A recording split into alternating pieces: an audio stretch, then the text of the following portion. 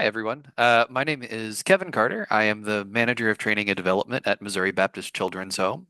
And I'm here to talk today about verbal de-escalation within the workplace, something that I think all of us have needed to have in our pocket on occasion.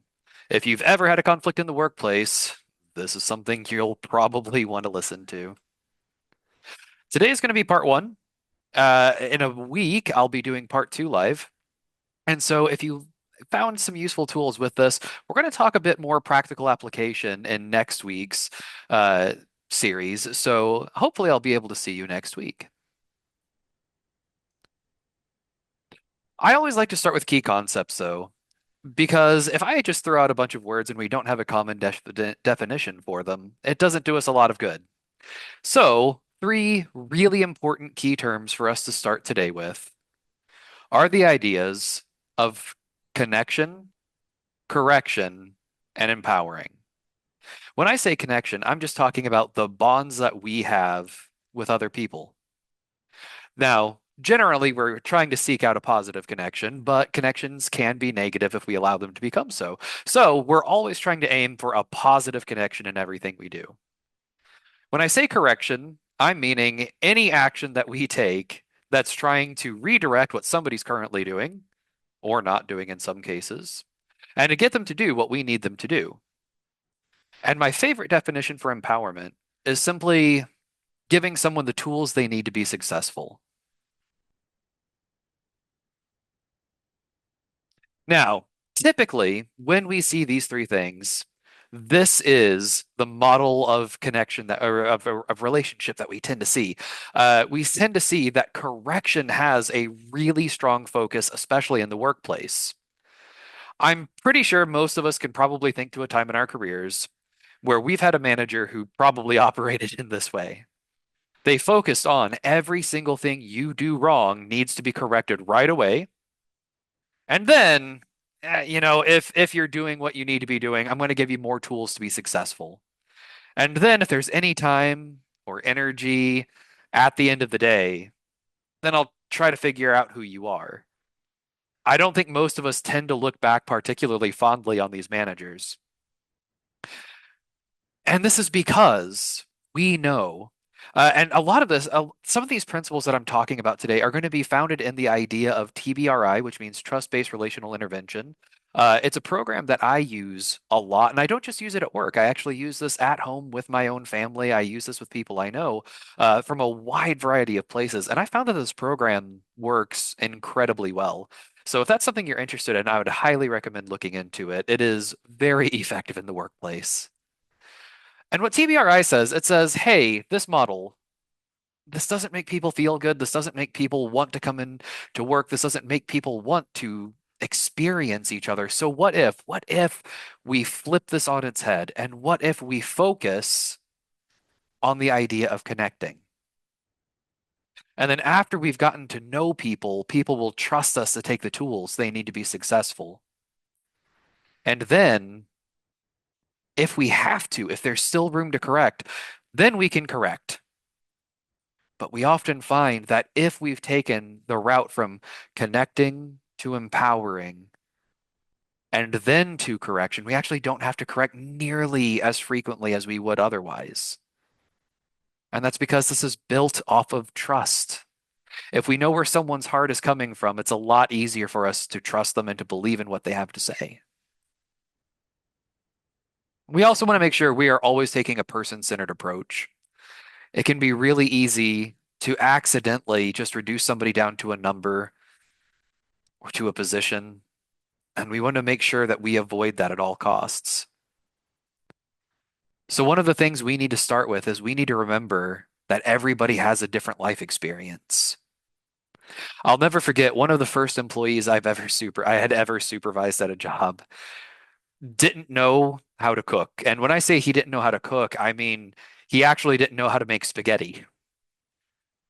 And I know by the time I was his age, I could cook a lot more than spaghetti. But that just means he needed help. It means he hadn't needed to experience that in his life. And instead of getting frustrated or making fun of him for not being able to cook the pasta, it just means I needed to take some extra time to understand, to help him understand that he needs to boil the water before he puts the noodles in. We also want to try to remember that everyone's unique. Everyone has such a different perspective with where we're all coming from. And this comes from so many different walks of life. We don't know what somebody's seen. We don't know what they're viewing, but we need to learn to appreciate and we need to learn to value what everybody brings to the table. There are some people around where I work kind of poke fun at me because I am from and grew up in an extremely rural area. And sometimes when I'm tired, my very rural Missouri accent will start slipping out. Or I'll say things like, well, in my neck of the woods. And I work in a very urban area. And so people will go, and you're what? But because of that, I do tend to see the world differently. And that's just based off of a slight geographical variation.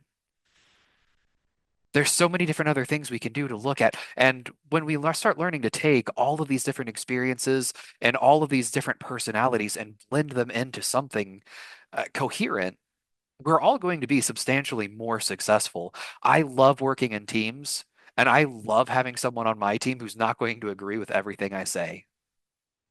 And that's because if that person and I can both come to some kind of mutual conclusion, which we're always aiming for a win-win solution, hopefully.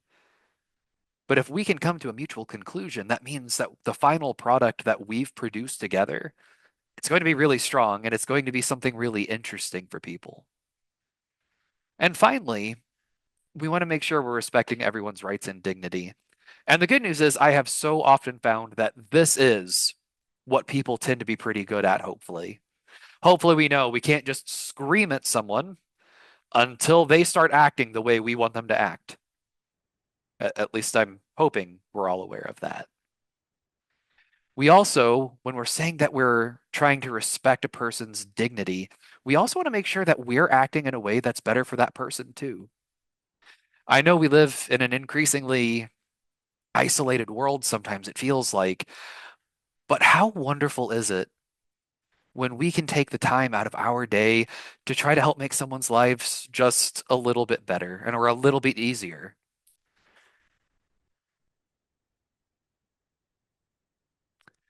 And I think one of the keys to all of this is that we all need to remember that all behavior is a form of communication. Good, bad, ugly, you name it. Every single behavior that we see out of another human being is trying to tell us something. Now, here we have a picture, and this is something if you've ever worked around small children, if you have small children, should be very familiar to you. So I want you to think in your head for a moment. We are really good at just looking at this picture and kind of seeing what we would view as wrong. But think in your head for a moment, why?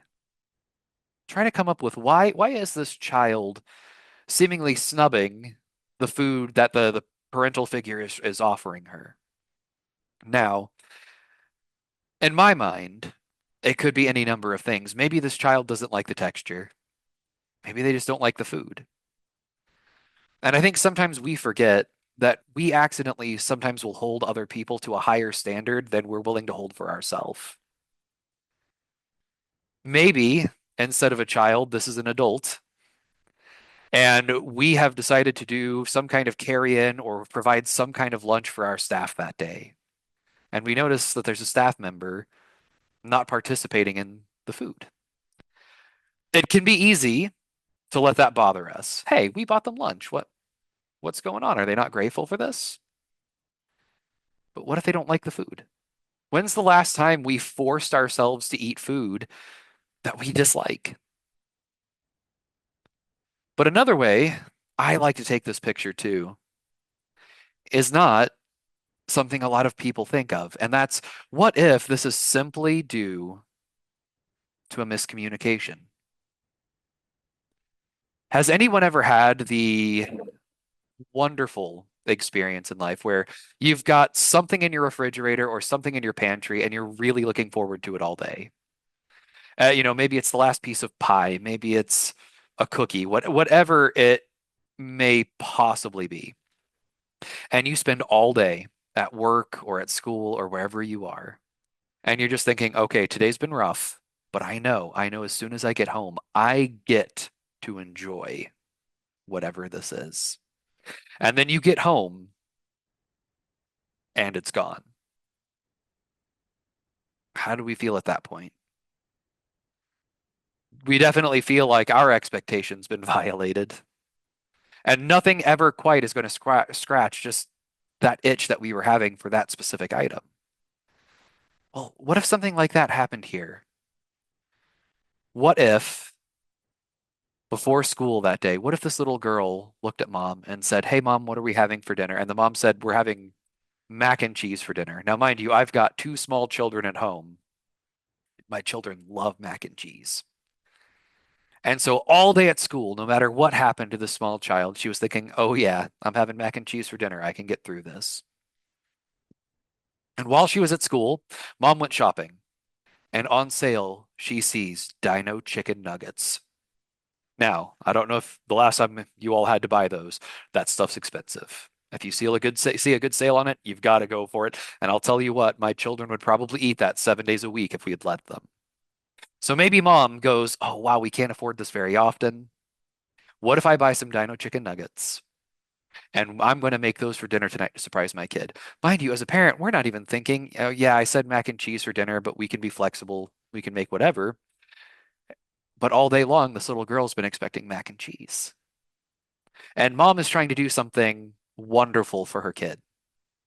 And so the little girl gets home and she sits down at the table, and there's not mac and cheese. So maybe she's disappointed. Maybe she feels like her trust has been violated. How often do we accidentally do this in the workplace? How often do we say, hey, on such a date at such a time, we can do this thing? And it seems like a fairly benign just a fairly benign thing to us, but to the person we said it to, maybe that's something that's helping hold them and just helping them hold on a little bit longer. Maybe it's something that's helping them get through a rough day. And then because things happen, moments on our calendar shift, phone calls happen, emergencies come up, and we don't think about it again. For us, it was just a small thing on a day that didn't matter to us. And then we have to say, hey, I'm really sorry. The event's canceled. This thing is canceled. Can we reschedule? And the person starts having a rough moment. We need to have the compassion for that person and understand maybe that's what was keeping them floating in that moment where they felt like they were drowning. And a lot of this ties into the idea that we all have something called precipitating factors that we're dealing with. Now, precipitating factors, I like to just really simplify it down to it's just whatever you have going on that's impacting you right now. But it can be something from a long time ago. It can be something from last night. It can be something that's ongoing. It can be a one-off event. There's a wide variety of things that are impacting us at any given point in the day. For example, are we ever at our best when we have not had nearly enough sleep? Or what about when we're hungry? Or we've had a fight with someone at home? We know we're trying to separate our home life from our work life, but if you've had a really hard time at home, we know that that does follow us at least a little bit into the workplace. The real issue we find with precipitating factors, though, is that when we are interacting, is that when we're interacting, there is never just one set of precipitating factors at play.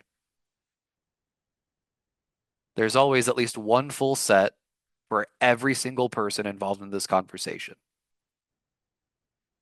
And we don't know what everyone has going on for precipitating factors. The good news is we can have positive precipitating factors. If you have been around someone that just makes the room better by being in the room, they've actually made it so you can deal with a little bit more.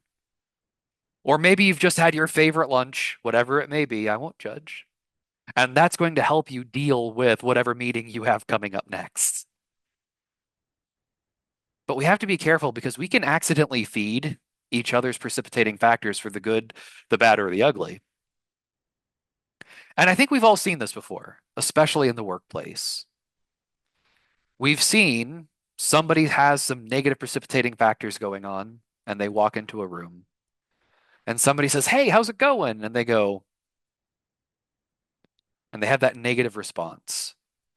Well, all of a sudden, the person who just got growled at, maybe that was the negative precipitating factor that sends them into a bit of a negative spiral. And then someone else in a meeting has an idea, and the two people now who are on a bit of a negative spiral go, "Hey, that's a terrible idea. I don't know what you're getting at with this." So now that person has a negative precipitating factor in their life. And we see this spiral and spiral and spiral to create this kind of venomous pit that we find ourselves really struggling to get out of sometimes. But on the flip side, if anyone's ever familiar, now if you ever attend any trainings with me at my job, you're going to hear me talk about one man quite a bit, and that's Fred Rogers. For those who don't know, that's Mr. Rogers' name. Now, most of us are at least somewhat familiar with who Fred Rogers is. And what I find fascinating in studying this human being is that I have yet to talk to someone who grew up or really experienced his show who has a negative opinion of Mr. Rogers as a human being. The worst I've ever seen is someone who's fairly indifferent because they've just never seen it, they don't really know. But I find it fascinating that this man that we've never met before, who only ever really spoke to us kind of en masse through a television set, had such an incredibly huge impact on so many lives. I hadn't watched Mr. Rogers' Neighborhood since I mean, it's probably been 25 years, and I still I have this warmth for the show. And I find that this is really common. And what I've learned through all of these trainings that I've done is that this is a man who was able to put positive precipitating factors in our lives just by the virtue of making us feel listened to and heard. He made every kid feel like they mattered through that television. So what if in these meetings, what if in these situations, what if just walking down the hallway in your workplace, instead of giving kind of a disingenuous, "Hey, how's it going?" and then being halfway down the hallway before the person even registers that you asked, "How's it going?" What if we actually stopped for a minute, made eye contact, and listened to what that person had to say? Is that going to put maybe a bit more positivity into their life? And then that positivity does spread. And I think that that is absolutely a beautiful opportunity that each one of us has in the workplace. Now, sometimes it is hard. Sometimes it's really difficult to keep factors that are negative from impacting us. And at this point, we're going to use something called rational detachment to try to keep us floating. And with rational detachment, there's kind of three components to it that I like to talk about.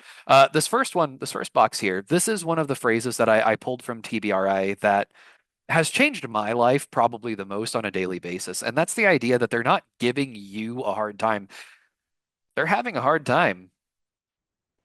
I don't know about you all. I have, on occasion, received an email that I did not appreciate. If anyone's ever gotten what I like to call a nastygram before, you know exactly what I'm talking about. And instead of hitting reply the way I would really like to hit reply, I like to stop and I like to remember that there's a human being on the other end of this email. And realistically, by the time someone's being that unprofessional in a business email, they're probably really going through something. Maybe someone just yelled at them. Something I don't think many of us probably enjoy having happen to us. Maybe they haven't had any sleep. Maybe they have just put in an insanely long workday trying to meet a deadline and they're tired and they're stressed and they just didn't have the mental energy to have that kind of kinder language added into their email. So this is a human being, not just some random email that I'm responding to in this moment. And I found that that really does help me deal with so much more than I used to be able to. We also have to remember that we are professionals. I know that sounds kind of silly to think about where we're here because we're professionals, but you're the ones who are being paid. You're the ones who have gone through trainings. You're the ones in the workplace. We've got to act like it. But I also find that so often it's not personal when people are rude to us. It's got nothing to do with us. You'd be amazed at how often, if you're going through it with someone and you get swapped out with a whole other human being, they're going to treat that person the same way in that moment. One of my absolute favorite and wild stories from one of my past jobs. My previous job, I taught incarcerated youth. And I experienced some really odd moments. And one night we had a riot, and there was a young man who he made a decision during that riot that he was going to try to escape the facility.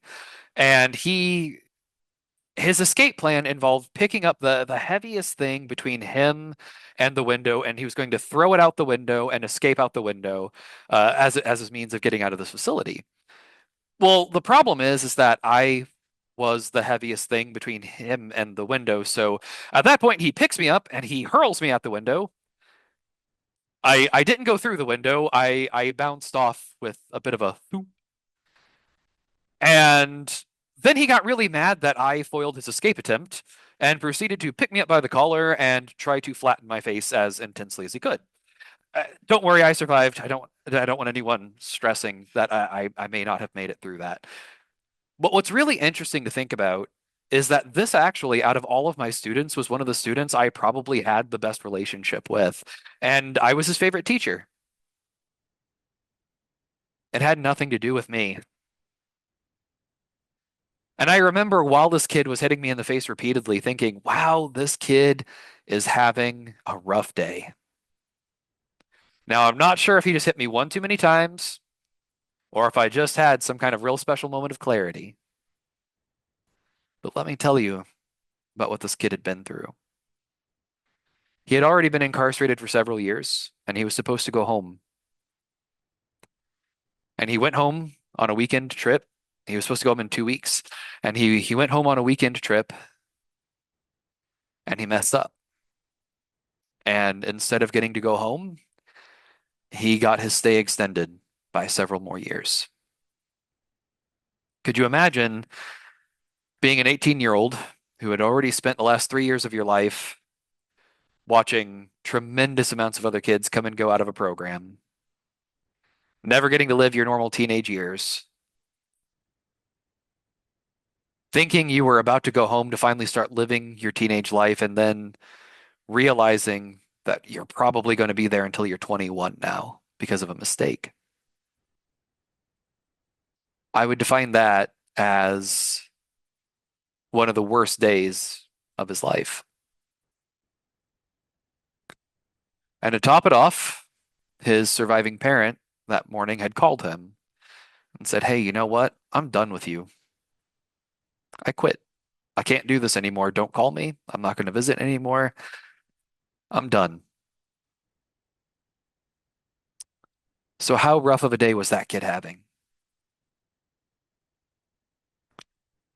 We don't know what people are going through. We don't know what their lives look like outside of office hours sometimes. In fact, some of the people I think are the ones who are just going along the smoothest sometimes are the people I've met that have the most going on behind the curtain. So once again, I'm calling everyone to have those moments of compassion with people, especially when people are having a rough moment themselves. But as much as we want to have our best rational detachment in mind, things are still going to bother us. We're human. Pretty sure we're all human here. And so there are some techniques we can use to help calm ourselves in the middle of a crisis. The first thing I like to suggest to people is breathe. Now, hopefully you're all still doing that by this point. If not, I apologize. I'll try to do better next time. But this isn't just normal breathing. These are these really deep in through the nose, out through the mouth kind of breathing techniques. And I'm sure we've all been exposed to a bunch of them. One of my favorite ones involves pizza, and I'm not going to walk you all through that today. Uh, but science has actually found that this helps rewire our brain in moments of crisis. We have to remember in a lot of these moments, our brains are in fight or flight mode. And when our brains are in fight or flight, the rational part of our mind is starting to shut down. Breathing actually helps bring that rational part of our mind back around to the forefront of our brain's processes. It also puts more oxygen to our brain, which is helping it remain steady. It's calming our nerves. There's a lot of scientific benefit to taking a few of these deep breaths. And this is something I use pretty often when I need to. My son uses this. He's 6.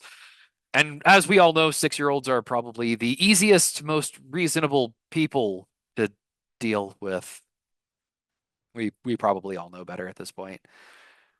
But when he's really, really upset, he's actually been taught to do some of those deep breaths, and that usually helps regulate him to a point of being able to make some great decisions. Another thing we're going to do, we can also use grounding. Now, this is not sending someone to their room. Now, listen, you can't just send someone to their office if you're upset with them. That's not how this works. Grounding is simply focusing on some aspect of the world around you and just trying to focus on the sensation of that physical object. Most of us are around a desk or a table fairly often, I assume, or at least have access to feeling the ground beneath our feet. So, one of the things I like to do if I'm near a desk or a table, I like to put my hands on the table and think to yourself, is this table sturdy? Is it smooth? Is it bumpy? Describe the table. What does the table feel like? And really focus on your fingertips connecting to the table.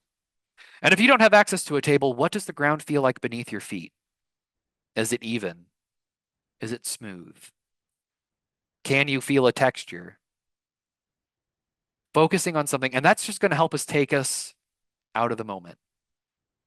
One of my favorite expressions I've ever come across at any job is that you never want to make a permanent decision based off of temporary feelings. And I think a lot of the times the problem is in the heat of the moment, we let our temporary feelings possibly alter the entire course of our lives. Now, if anyone's ever had the absolutely incredible experience of saying something, and as the words leave your mouth, you had immediate regrets. Congratulations, you're human. I think most of us have done that at some point. But if you know you're really prone to that being a problem, or if you also know you're prone to the words coming out that are the words are fine, but maybe the way we say it's not so great, this next step's for you. So we can also plan what we're going to say before we're going to say it. And this doesn't just mean having the exact words in our head. That's going to help us prevent saying the thing sometimes. But we also want to stop and think, hey, how is this going to sound with the way I'm going to say it? Oh, good. Probably not the kind of message we're trying to deliver in that moment, hopefully. But can we deliver a message in a positive way to help get us through whatever communication we're needing to deal with?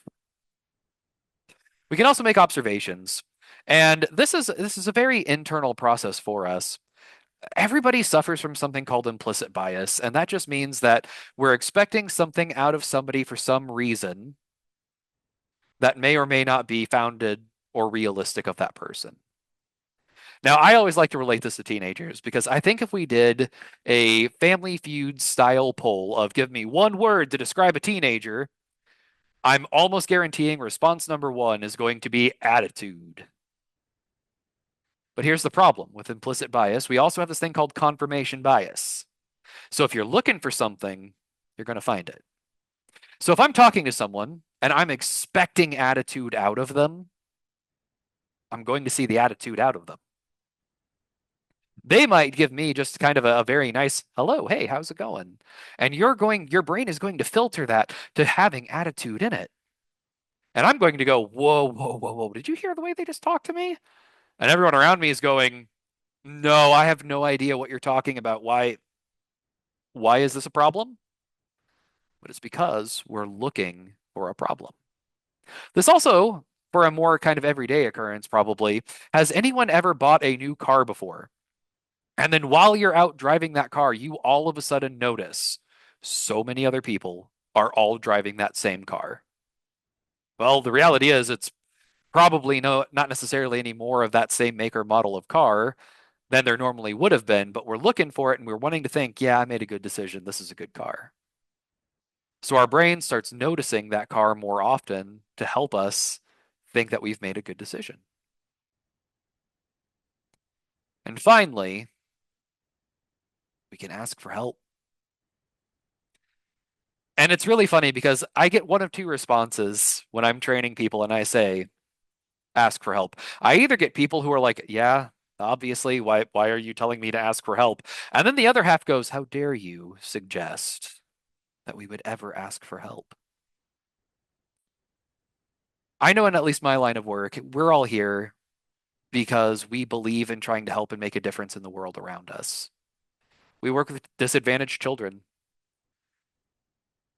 and we all want to be that person to help a kid have a major breakthrough. But sometimes we're just not the right person. Sometimes we can remind someone of someone that really hurt them. We might share a physical characteristic, we might have a vocal quality. Even our smell sometimes can help it make it hard for people to relate to us. And as much as we want to be that person, we want to give that rallying speech at the end of a movie that gets everyone excited and jumping up on their desks saying, you got it, we can do whatever it is you need. Sometimes we're just the wrong person for it. Sometimes our precipitating factors are weighing too heavily on us. Sometimes we're having our own issues. Sometimes other people are having issues with us. We can ask for help. We can ask someone else to step in and give that exciting speech. And other times, we might be encountering a situation that we've never encountered before. As much as all of us would like to think that eventually we get to a point where nothing can shock us anymore, I have so often found that that's where somebody finds a new way to genuinely surprise you. And if you've never encountered a situation before, you may not know how to deal with it. So, what we can do, we can ask people that we know have dealt with that or people who have been around for a really long time. And we can say, hey, here's this really strange thing I've encountered lately. Do you have any concept of how I can deal with this? And I cannot tell you how many times that has made all of the difference in my own ability to succeed in what otherwise might be defined as some of the just most bizarre situations you can imagine having found yourself in. When we're communicating with people, and I've mentioned communication quite a bit, but when we're communicating with people, there's three different components of communication that we have to consider. Because it's never just the words that are coming out of our mouths. And that's the verbal part of communication. It's just the exact words, the literal words. If I say hello, hello is just that's the verbal part of what I've done. But next, there's the paraverbal part of our communication. And that's how we're saying something. That's our tone, our pitch, our speed, our volume, you name it. So, uh, how we say the word. And then finally, there's our nonverbal communication. And that's the stuff we're not saying. That's our body language, that's our distance from the person, that's our if we're maintaining eye contact with the person. But here's what we have to consider with the communication. In verbal communication, they've found that that's only 7% of our communication. It's only 7%.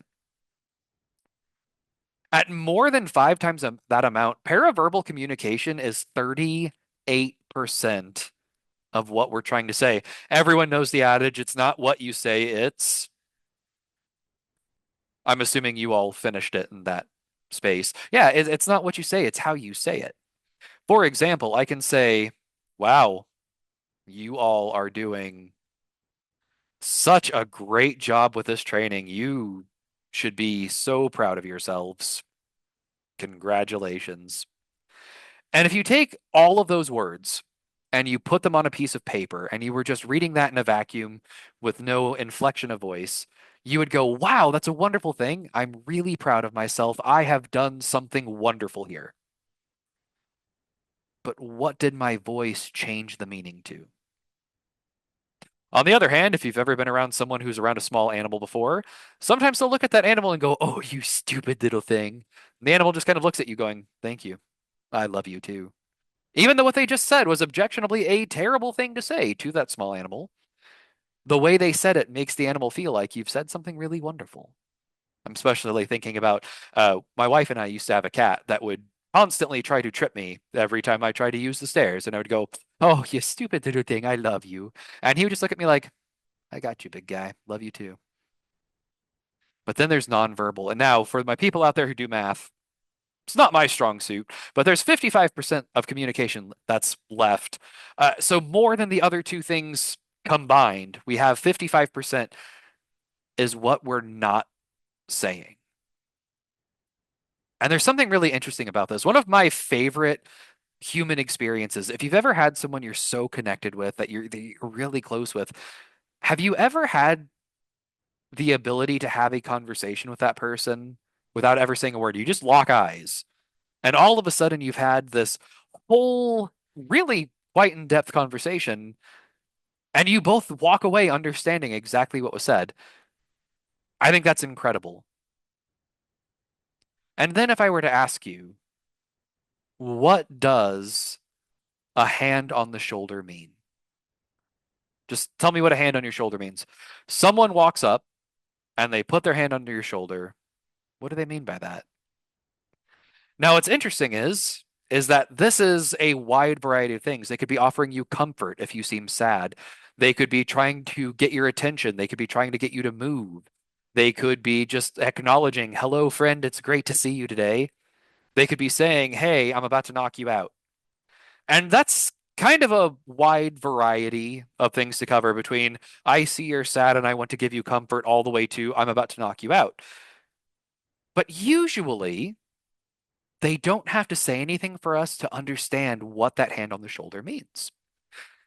And it's based off of a lot of context clues that our brain picks up on. What is my emotional state? What face is this other person making? How much pressure are they putting on my shoulder? Is this a person I even know? Why is the stranger touching me?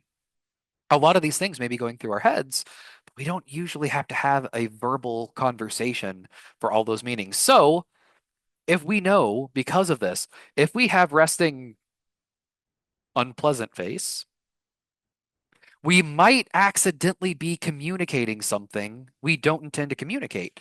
And if you have this problem, because people are probably constantly asking you what's wrong.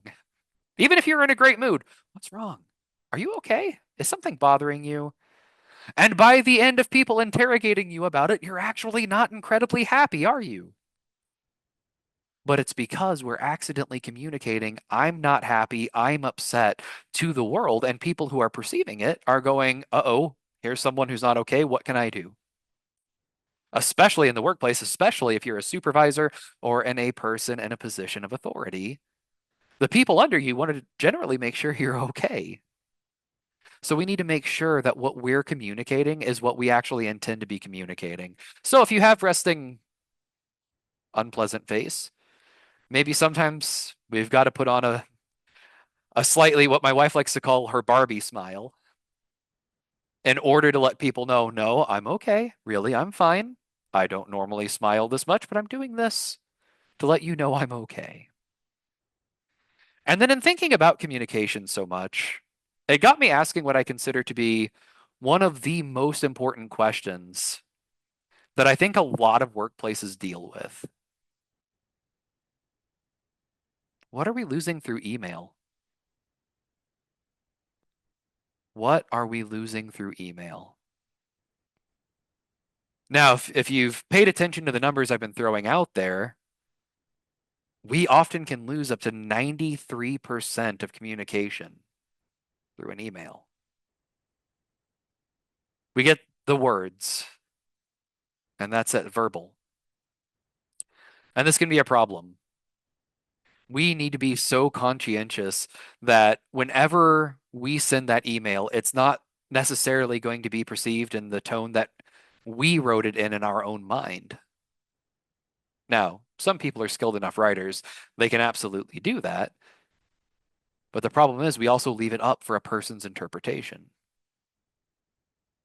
I might playfully say, "Hey, see you Friday morning, 6 o'clock.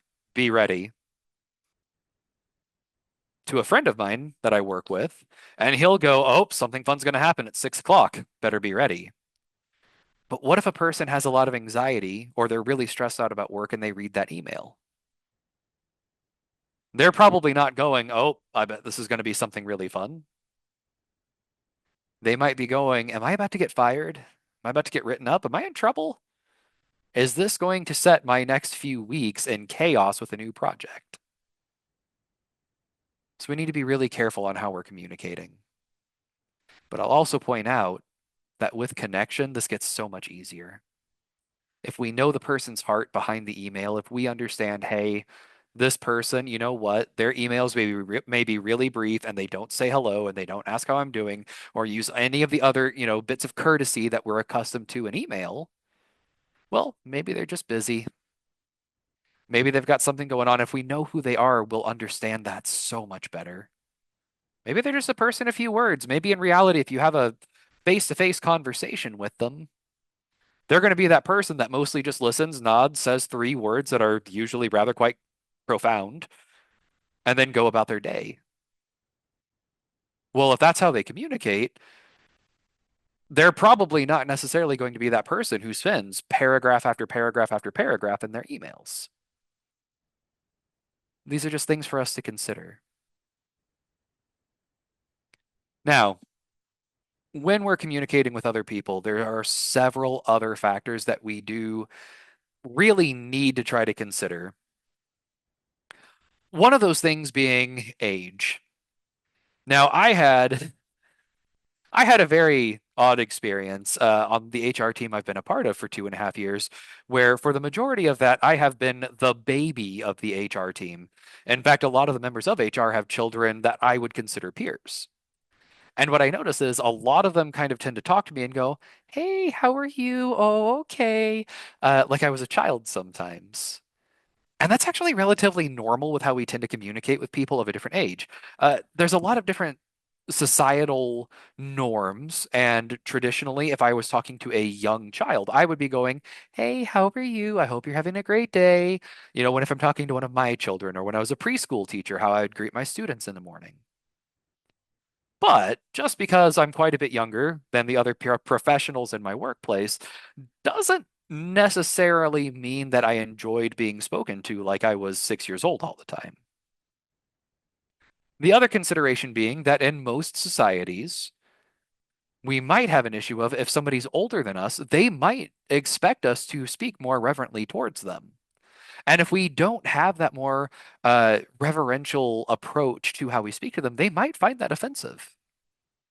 So we need to be aware of those factors. Now, with cognitive function, this is one that's really near and dear to my heart. I did spend several years working with adults with intellectual disabilities. And what I found was one of my clients was 64 years old. And in that world, 64 is considered very old. Unfortunately, a lot of people with intellectual disabilities do tend to have shorter lifespans. And so he was rather quite old in that world. And we had a new employee come into the house.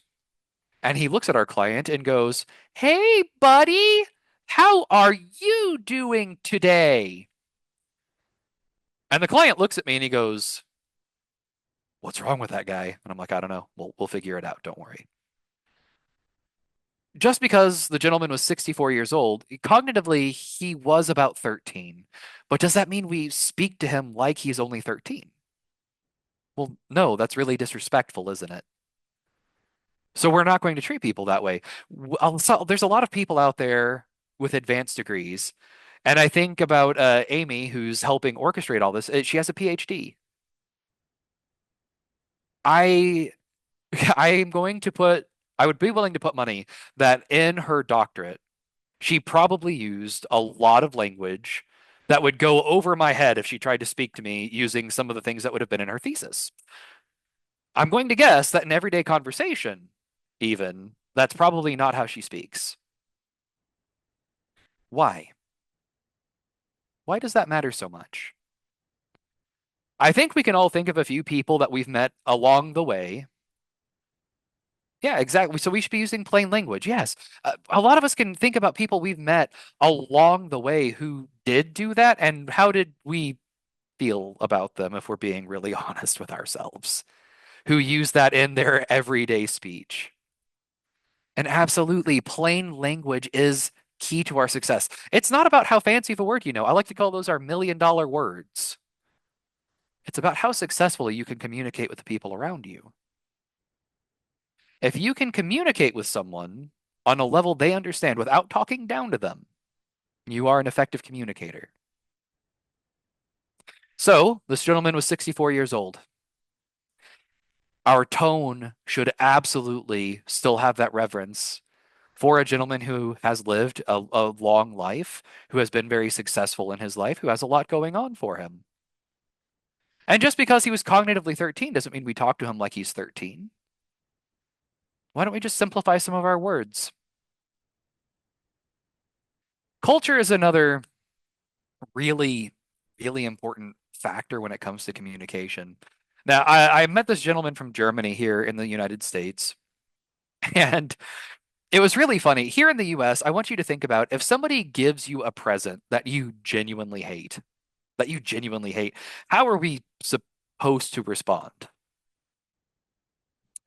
Oh, yeah, thank you. I love it. That's wonderful. And that's what we're supposed to do. That's what's expected of us. Well, this guy from Germany, he would go, I hate this. Why would you give this to me? And a lot of the Americans I knew were like, oh, he's so rude. I can't believe he would say that.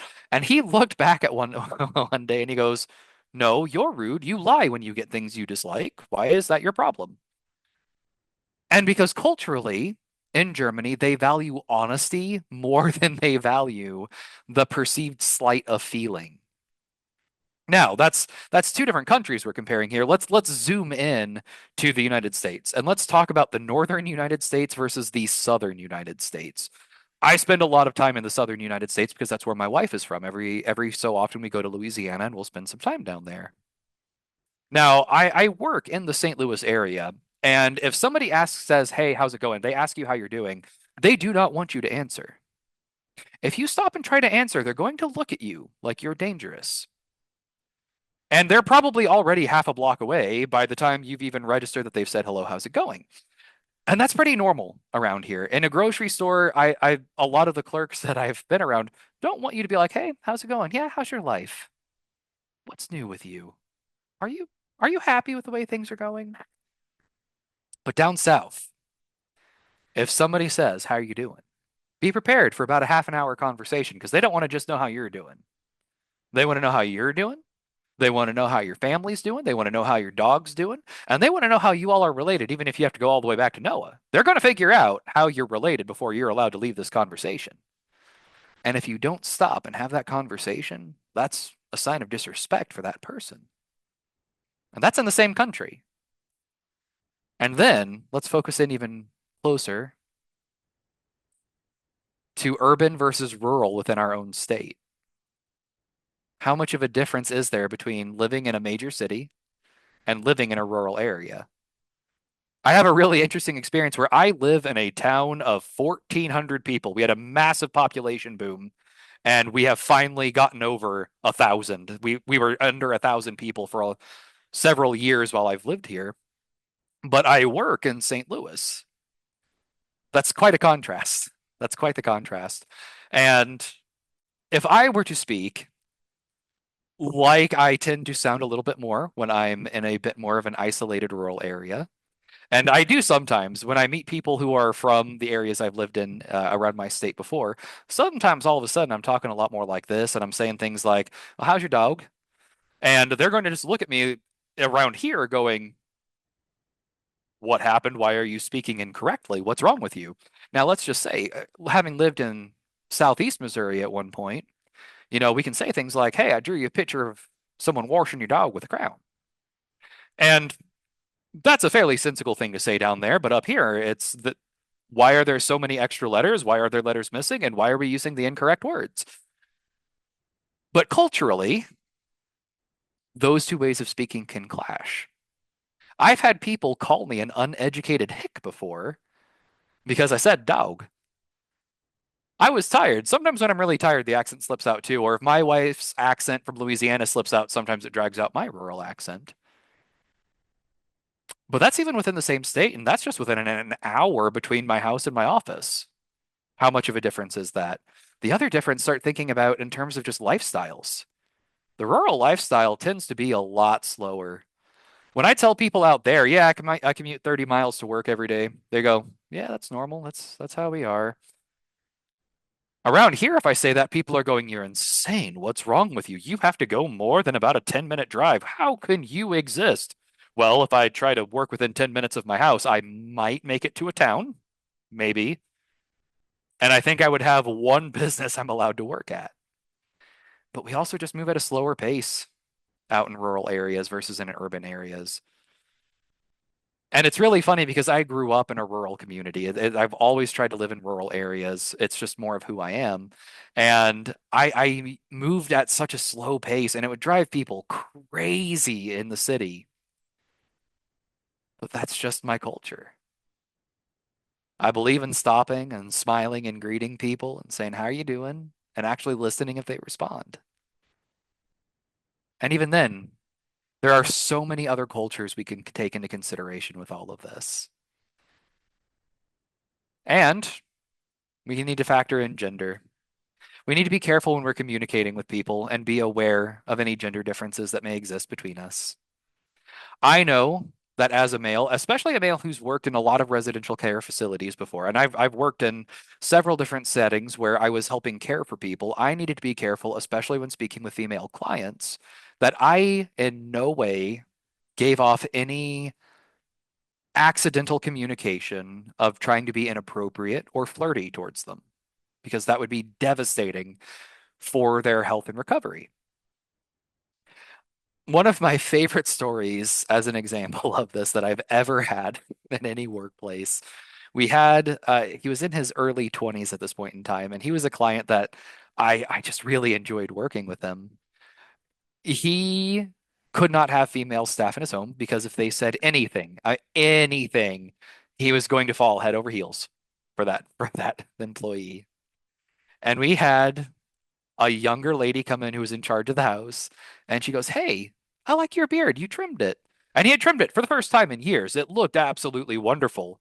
And he looked at me and he goes, "Kevin, did you hear what she said about my beard? She thinks I look good." And I was like, "Well, you do. Yeah, you look really nice. We're really grateful you trimmed your beard. You don't look like you've wandered off of a mountain lately. You look quite nice." And he goes, "No, you don't understand. She said my beard looked good." And all of a sudden, he had a case of the feelings. And this was an interesting example because that person was relatively new to the field. And at that point, she had to be really careful to not do things like compliment his physical appearance because that sent the wrong message that she wasn't trying to do.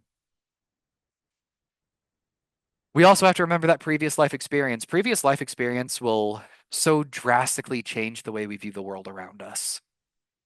Trauma changes how we view the world. What we've been through changes how we view the world. And we need to be respectful that not everyone has shared what we've been through, or if we've had a fairly gentle life, we need to try to remember that not everyone's had that life. We don't know what people have been through. We don't know what horrors they've experienced. We don't know what traumas they may have been through. And that can be really difficult. But that's going to give them a unique perspective. And it might change the way they respond to us when we communicate. There's some people out there who deal with really serious anxiety issues. And if we say something to them like, "Hey, we need to have a really serious conversation in a few days. Are you going to be okay with that?" For us, we're able to put it out of our minds for days until it's time to have that conversation or to prep for the conversation. But for that individual, that may be all they can think about for days.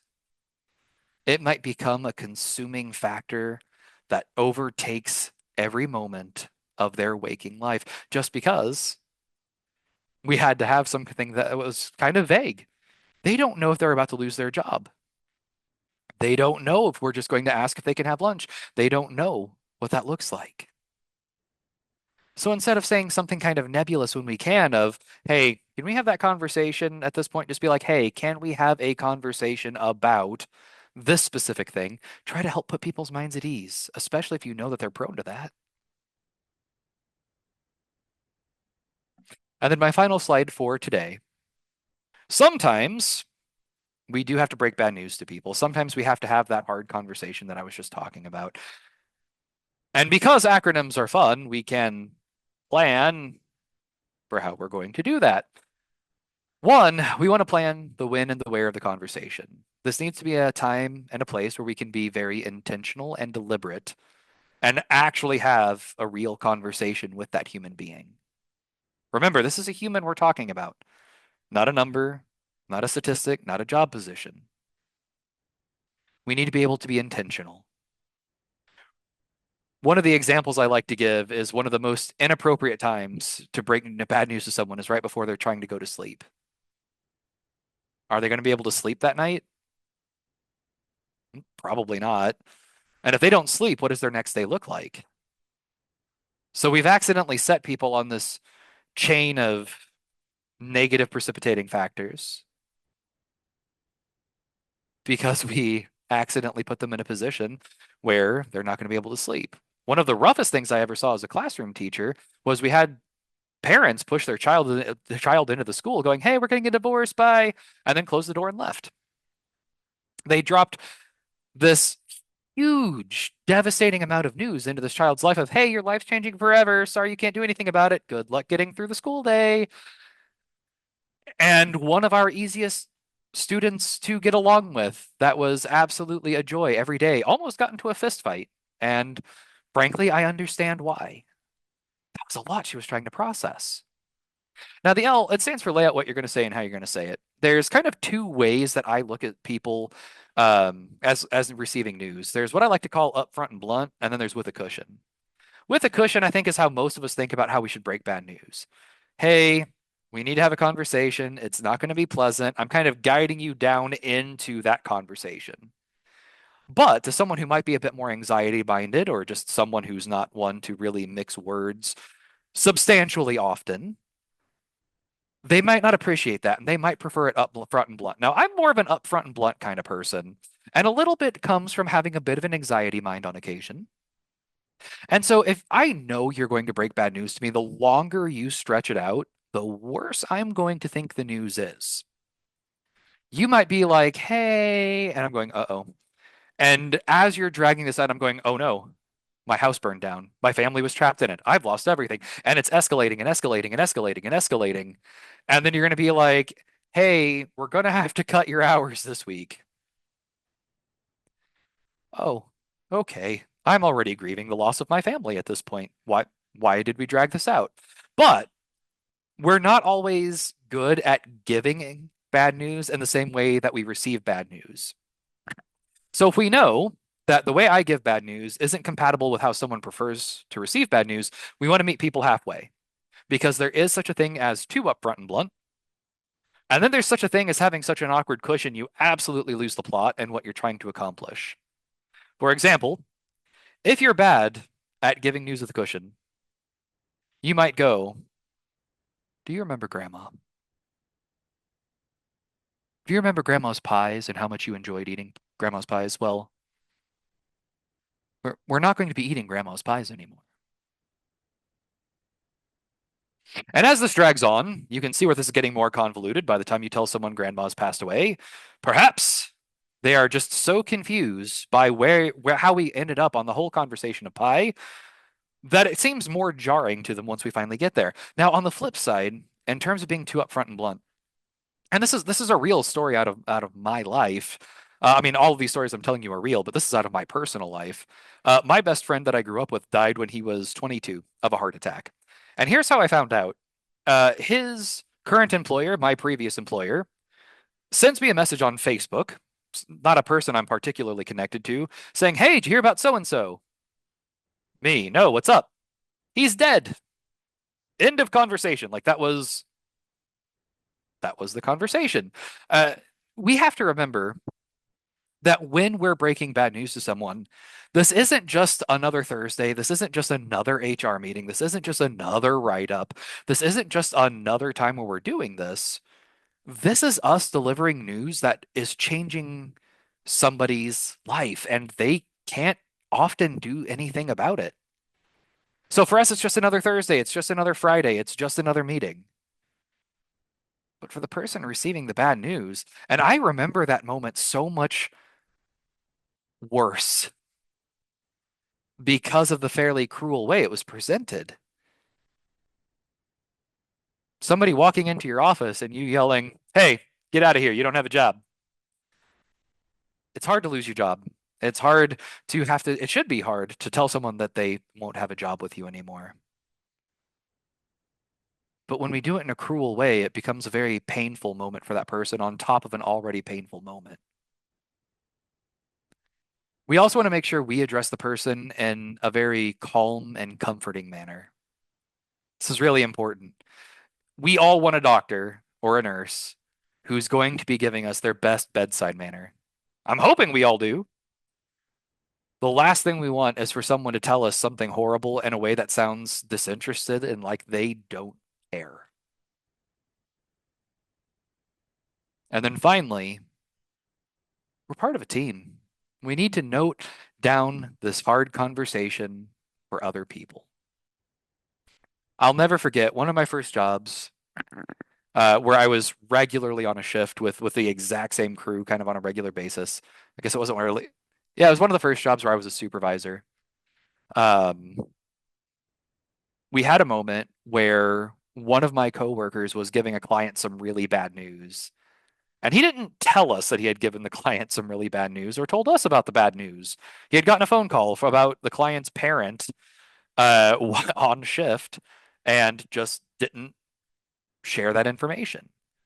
And I was going in for what I thought was going to be like an easy shift. If any of you have ever had that one shift of the week that you look forward to, or that one day of the week that you look forward to so much, it carries you through the rest of the week. You know what I'm talking about. I was going into one of those. And I was so excited. It's kind of my more relaxing night and a fairly stressful job. And I'm relaxed and I'm like, "Hey, are you ready to go do some activities with my client?" And he goes, "Just a minute." And he goes into the bathroom and he comes out and he promptly tries to tear his face off with his own fingernails. He's so distressed. And that sounds rather quite extreme, but I worked in a very high stress field. Now, mind you, one of the activities I was supposed to do with this client that night was I was supposed to help teach him how to cook, which involved handing him a very sharp knife. Now, was that going to be a safe activity for me to do with him that night? Well, absolutely not. I was putting him in immense danger. Not myself, don't worry about that. This client would not harm another human being, but he had issues with self-harm. And so, with all of that, my coworker who didn't say, "Hey, this really rough thing has happened on shift," they didn't say anything. I was walking into a situation blind and could have accidentally been part of something genuinely cataclysmically dangerous. And we wouldn't have even been close to that. I wouldn't have gone in with such kind of a relaxed, carefree attitude that night had I known, hey, this client's gotten really bad news today. They are going to be as on edge as we've ever seen them before. Keep your head on a swivel. If they had just documented something, if they had just sent me a text, if they had just called me and gone, "Hey, before you get here, be prepared, things might be rough." And that's why we have to communicate. And that's why we need to be able to talk. And we need to make sure we are doing all of these things in a way that respects the human being that we're talking to. We need to do all of these in a way that's still going to maintain connection. Earlier, when we were talking about the idea of going from connection to empowering to correction, and we'll talk a lot more about that in the next session. And every step along the way, we're actually trying to help grow and maintain that connection with that person. We never want to lose that. It's really important that in everything we do, we're trying to build our bond with another human being. And I think all of us can kind of relate to a time where we felt that we can get through some really rough times at work because we have people we can rely on, we have people we can trust, we have people we've connected with. And so that's why in the workplace, I'm strongly encouraging everyone before we just start saying, here's what you're doing wrong. We start with something like, hey, how's your day?